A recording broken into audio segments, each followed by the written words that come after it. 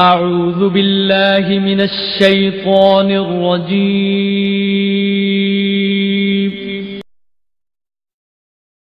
بسم الله الرحمن الرحيم.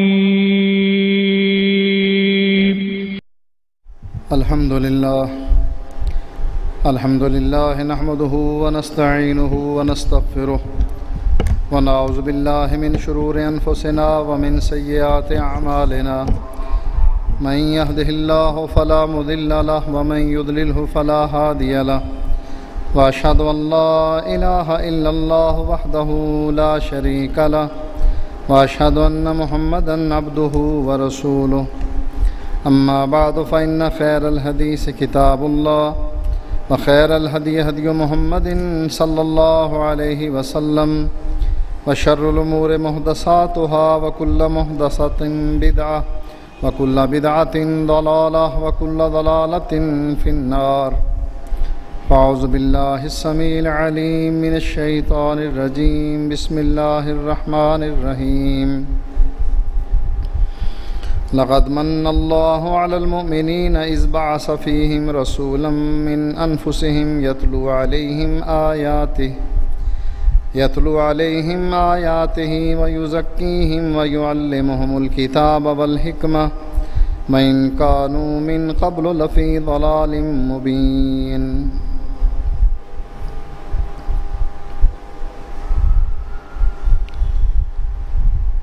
نبی اکرم صلی اللہ علیہ وآلہ وسلم کا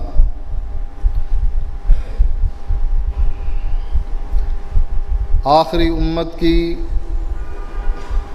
ہدایت اور رشد کے لیے اس دنیا میں بھیجا جانا، یہ اللہ تعالیٰ کا اس امت پر بہت بڑا احسان ہے۔ ویسے تو اللہ کے انگنت احسانات ہیں جن کا ہم احاطہ نہیں کر سکتے۔ وَإِن تَعُدُّوا نِعْمَةَ اللَّهِ لَا تُحْصُوهَا، اگر اللہ کی نعمتوں کو گننے لگ جاؤ تو گن گن کر تھک جاؤ گے، وہ نعمتیں پوری نہیں ہو سکیں گی، اس کا شمار کرنا ممکن نہیں۔ لیکن اس نعمت کا تذکرہ اللہ تعالیٰ نے خاص طور پر کیا، فرمایا لَقَدْ مَنَّ اللَّهُ عَلَى الْمُؤْمِنِينَ، اللہ نے مومنوں پر احسان کیا ہے، اذ بعث فیہم رسولا من انفسہم، جبکہ ان میں اللہ تعالیٰ نے انہی میں سے ایک فرد رسول بنا کر بھیجا، یتلو علیہم آیاتہ، اس کا کام یہ ہے کہ وہ لوگوں پر قرآن کی آیات کی تلاوت کرتا ہے، وَيُزَكِّيهِمْ، اور ان آیات کے ذریعے ان کا تزکیہ نفس کرتا ہے، وَيُعَلِّمُهُمُ الْكِتَابَ وَالْحِكْمَةَ، اور ان کو قرآن سکھاتا ہے، والحکمہ، اور حدیث سکھاتا ہے، وَإِن كَانُوا مِن قَبْلُ لَفِي ضَلَالٍ مُبِينٍ، اور حقیقت یہ ہے کہ اس سے پہلے وہ بہت بڑی گمراہی میں تھے، واضح گمراہی میں تھے۔ وہ لوگ جنہوں نے سمجھ کر دین کو قبول کیا ہے، توحید و سنت کو اپنایا ہے، وہ اس آیت کو بخوبی سمجھتے ہیں۔ وَإِن كَانُوا مِن قَبْلُ لَفِي ضَلَالٍ مُبِينٍ، اس سے پہلے وہ قبر پرست تھے، پیر پرست تھے، اکابر پرست تھے، قبروں کے پجاری، قبروں کا طواف کرنے والے، مرے ہوئے لوگوں سے بھیک مانگنے والے، اولاد طلب کرنے والے، ان کو نفع و نقصان کا مالک سمجھنے والے۔ وَإِن كَانُوا مِن قَبْلُ لَفِي ضَلَالٍ مُبِينٍ، اس سے پہلے وہ واضح گمراہی میں تھے، قبروں کی خاک چھانتے پھر رہے تھے۔ اور شکر کرنا چاہیے اللہ کا، جن لوگوں کو اللہ تعالیٰ نے توحید جیسی نعمت دی، وگرنہ وہ بھی آپ کی ہی طرح انسان ہیں جو قبروں پر سجدے کر رہے ہیں، قبروں پر قیام کی حالت میں کھڑے ہیں، رکوع کی حالت میں کھڑے ہیں، التجائیں کر رہے ہیں مرنے والوں سے جو ان کے قدموں کے نیچے ہیں، اس کو چھوڑ کر جو ہم سب سے اونچا ہے، اس سے مانگ رہے ہیں جو ہمارے قدموں کے نیچے ہے، مدفون ہے، جس کی ہڈیاں گل گئی ہیں، عرصہ ہوا اس کے گوشت کو کیڑے کھا گئے، سننے کے قابل نہیں، بولنے کے قابل نہیں، دیکھنے کے قابل نہیں، پکڑنے کے قابل نہیں، پکڑانے کے قابل نہیں، اس کو پوج رہے ہیں۔ ان لوگوں کو دیکھ کر آپ کو اللہ تعالیٰ کا شکر ادا کرنا چاہیے کہ اللہ تعالیٰ نے آپ پر کتنا بڑا احسان کیا ہے کہ توحید جیسی نعمت آپ کے سینے میں رکھ دی ہے۔ اب آپ قبر پرستی سے بچ گئے، لوگوں کے سامنے ہاتھ پھیلانے سے بچ گئے، جھولی پھیلانے سے بچ گئے۔ ایک ہی رب ہے جس کے سامنے جھکتے ہو، جس کے گھر کا طواف کرتے ہو، جس کے سامنے سجدہ ریز ہوتے ہو، جس کے سامنے اپنے ہاتھوں کو پھیلاتے ہو، جھولی کو دراز کرتے ہو، جس پر توکل کرتے ہو، جس پر بھروسہ ہے تمہارا، جس کا خوف تمہارے دل میں ہے، جس سے امید باندھے ہوئے ہو، وہ ایک ہی ذات ہے، اور وہ ذات ہے ربی و ربکم۔ جیسا ابراہیم علیہ السلام نے کہا تھا وہ میرا بھی رب ہے، اور اے کافرو تمہارا بھی رب ہے، تمہارے آباء و اجداد کا بھی رب ہے۔ یہ کتنی بڑی نعمت ہے کہ اللہ تعالیٰ نے ہمیں مختلف دروں سے ہٹا کر، مختلف دروازوں سے ہٹا کر، مختلف درباروں سے ہٹا کر اپنے گھر کا سوالی بنا لیا، اپنے گھر کا عابد بنا دیا، مسجود بنا دیا کہ ہم اس کو سجدہ کر رہے ہیں۔ وہ مسجود ہے، ہم ساجد ہیں، سجدہ کرنے والے ہیں۔ وہ مسجود ہے، ہم اس کو سجدہ کرتے ہیں، ہم اس کے سامنے رکوع کر رہے ہیں، عاجزی انکساری اس کے سامنے کر رہے ہیں، تذلل اپنے آپ کو گرانا، اس کو بڑا ماننا، سبحان ربی العظیم، سبحان ربی العالی، اپنے آپ کو ذلیل کہنا، اس کو اکبر کہنا، اس کو بڑائی والا ماننا، یہ اللہ تعالیٰ کی توفیق سے ہوا ہے، وگرنہ ہم میں کوئی ایسے گن نہ تھے کہ اللہ تعالیٰ نے ہمیں اپنے انعام سے نوازا ہے، ورنہ ہم اس قابل نہیں تھے۔ اس لیے ہمیں اللہ تعالیٰ کا بے شمار احسان ماننا چاہیے، شکر کرنا چاہیے۔ اور شکر کا طریقہ کیا ہے کہ اللہ کا اگر تم شکر کرتے ہو تو اللہ تعالیٰ کی عبادت کرو، اس کو مناؤ، اس کو راضی کرو، اس سے مانگو، وہ نہ مانگنے سے ناراض ہوتا ہے، اس کے سامنے جھکو، وہ خوش ہوتا ہے، اس کے سامنے عاجزی کرو، وہ تم کو بڑا کرتا ہے۔ اللہ کے نبی فرماتے ہیں جو اللہ کے لیے جھکتا ہے، اپنے آپ کو جھکاتا ہے، عاجزی کرتا ہے، اللہ تعالیٰ اتنا ہی اس کو بلند فرما دیتے ہیں۔ وَإِن كَانُوا مِن قَبْلُ لَفِي ضَلَالٍ مُبِينٍ، اس سے پہلے، ہدایت کے ملنے سے پہلے، میں خود بھی اور آپ لوگ بھی جن کو اللہ تعالیٰ نے اب ہدایت عطا فرمائی ہے، کھلی گمراہی میں تھے۔ اگر اللہ کا یہ احسان نہ ہوتا امت پر تو عمر بن جموح رضی اللہ تعالی عنہ، جن کے 3 بیٹے خلاد، معوذ اور معاذ، تینوں مسلمان ہو گئے۔ مصعب بن عمیر کے ہاتھ پر بیعت کر لی، ان کے ساتھی معاذ ابن جبل نے بھی مصعب بن عمیر کے ہاتھ پر بیعت کر لی، ان کی ماں ہند نے بھی اسلام قبول کر لیا۔